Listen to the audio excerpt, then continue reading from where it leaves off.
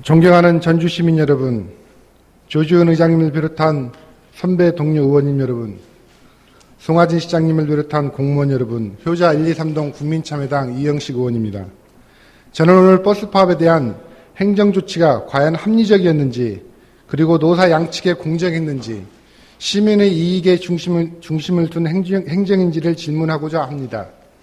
질문에 앞서 저는 행정의 핵심은 신뢰라 확신하며 다음 글을 인용하며 시작하겠습니다. 공자에게 자공이 정치란 무엇이냐고 물었을 때 공자는 백성이 먹을 양식을 충분하게 하고 국방력을 갖춰야 하며 백성으로 하여금 믿음을 갖게 해야 한다고 답했습니다. 자공이 다시 물었습니다. 세 가지 가운데 하나를 뺀다면 무엇을 빼야 하는지 물으니 군대라고 했고 또 하나를 빼면 무엇냐고 묻자 양식이라고 했습니다.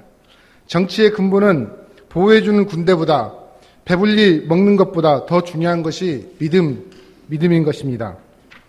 질문 드리겠습니다. 시장께서는 12월 8일 이전 노사교섭이 사측의 교섭 미진으로 난항을 겪고 있을 시 어떠한 노력을 기울였습니까? 또한 버스 파업을 기습 파업으로 규정한 것은 노동조합 및 노동관계조정법 49조와 51조의 책임을 다하지 못한 것은 아닙니까? 49조와 51조의 간단한 내용은 자료에 있습니다. 참고해 주시기 바랍니다. 두 번째 질문입니다. 전주시 건설교통과 명의로 12월과 1월에 전주시 전체 공무원을 대상으로 버스 파업의 쟁점 사항이란 제목으로 2번의 이메일을 보낸 적이 있는데 어떤 단위와 어떤 논의 과정에 근거하여 실행한 것인지 질문을 드립니다. 또한 그 내용이 모두 사측이 주장하는 거라고 판단됩니다. 그러나 산별노조에 대한 대법 판례, 교섭 미진으로 인한 파업은 합법 파업이라는 대법 판례, 교섭 응낙 가처분 신청 기각, 지난 1월 전주지방법원 1차 재판 결과 등의 내용은 지지하지 않고 오직 사측이 말하는 자료만 담아 있습니다. 오히려 행정은 그 공신력을 생각할 때 사법부의 판단을 중심으로 이루어져야 하는데 전주시는 그러지 못한 것 같습니다. 그 이유가 무엇입니까? 그리고 전주시의 신뢰성 있는 행정이라고 생각합니까? 본 의원은 전주시가 모든 공무원들에게 의도적으로 어떤 논리를 주입했다고 생각이 드는데 어떻게 생각하는지 질문 드립니다. 세 번째 질문입니다.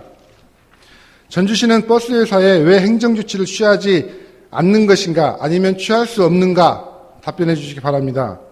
관계공무원은 국토해양부 질의에 의하면 파업으로 인한 행정조치는 불가능하다고 합니다. 이건 정말 맞는 말입니다. 의심할 여지가 없는 말입니다. 본 의원이 말하는 것은 버스 파업에 대한 행정조치가 아닙니다. 제가 말하고자 하는 것은 행정조치의 핵심은 버스 회사가 어기고 있는 위법사항을 가지고 압박하여 이 버스 파업을 해결하는 그런 정무적인 역할을 말을 하는 것입니다.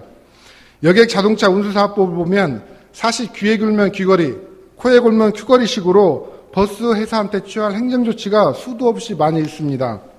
그 근거는 여객 자동차 운수사업법 22조, 23조, 79조에 근거하여 행정조치를 취하는 것입니다.